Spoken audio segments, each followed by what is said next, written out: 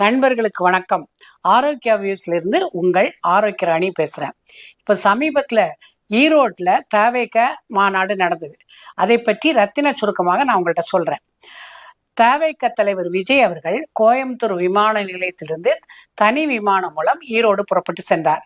தொண்டர்களுடைய ஆரவாரத்துடன் மக்கள் உற்சாக வரவேற்புல அவர் மாநாட்டு பந்தலுக்கு வந்தார். மாநாட்டு மேடை ஏறினோடனே எல்லாரையும் பார்த்து கையசைத்து ஃப்ளையிங் கிஸ்லாம் கொடுத்தாரு. தொண்டர்கள்லாம் உற்சாகத்தோடு கத்தினார்கள். அதுக்கப்புறம் அவர் தன்னுடைய பேச்ச ஆரம்பிச்சார். அது முதல்ல ஈரோடு எதற்கு பெயர் பெற்றதுனால் மஞ்சளுக்கு பெயர் பெற்றது. அந்த மஞ்சள் விவசாயிகளுக்கு தகுந்த விலை நிர்ணயம் இல்லை என்பதை சுட்டி காட்டி முதல்ல பேச ஆரம்பிச்சார்.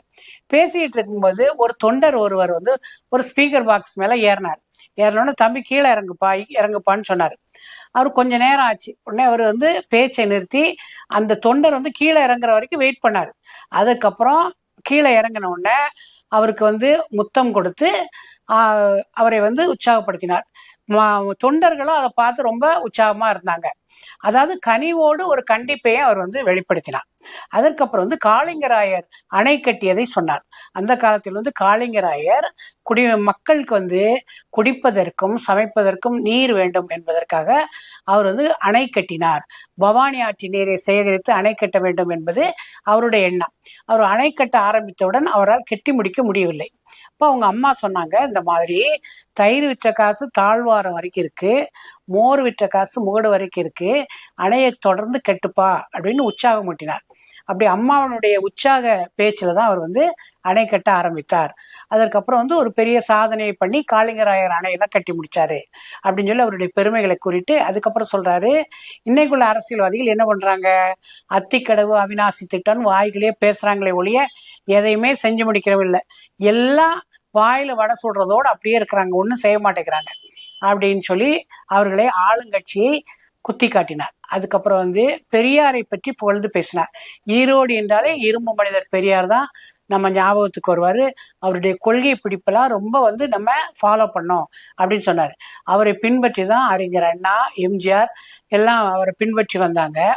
அறிஞர் அண்ணாவும் எம்ஜிஆரும் அவருடைய கொள்கைகளை ஏற்று செயல்படுத்தினாங்க. இப்போ அண்ணா அவர்களையும் எம்ஜிஆர் அவர்களையும் எங்களுடையவர், நீ பயன்படுத்தக்கூடாது அப்படின்னா யாரும் சொல்ல முடியாது. அவர் எங்களுக்கும் உரியவர், அவருடைய கொள்கைகள் எங்களுக்கு ஏற்றது அப்படின்னு சொல்லி வெளிப்படுத்தினார். அதுக்கப்புறம் என்ன சொன்னார்னா, இந்த மாதிரி தீய சக்தி அப்படிங்கிறத குறிப்பிட்டார். இப்போ முதல்ல மக்கள்கிட்ட ஒரு கொஸ்டின் கேட்கிறார். எப்படி கேட்கிறாருன்னா, நமக்கு அரசியல் எதிரி யாரு அப்படின்னு மக்கள்லாம் டிஎம்கே அப்படின்னா, கொள்கை எதிரி யாரு பிஜேபி அப்படிங்கிறாங்க. இது 2-3 தடவை ரிப்பீட் பண்ணி கேட்டார். மக்களும் அது ஆரவாரத்தோட சொல்லிட்டு இருந்தாங்க.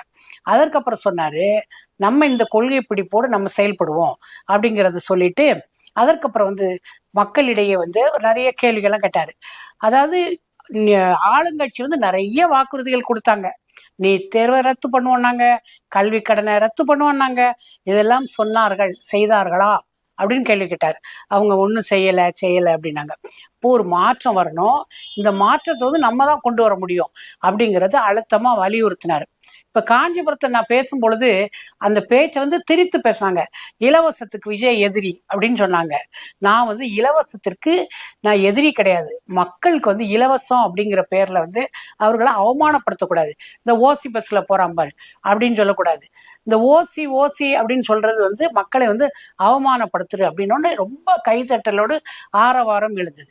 மக்களுக்கு உரிய கௌரவத்தோடு மரியாதையோடு நம்ம வழங்க வேண்டும். ஏன்னா அவர்களுடைய வரிப்பணத்துலதான் நம்ம எல்லாமே செய்யறோம் அப்படிங்கிறத எடுத்து சொன்னாரு.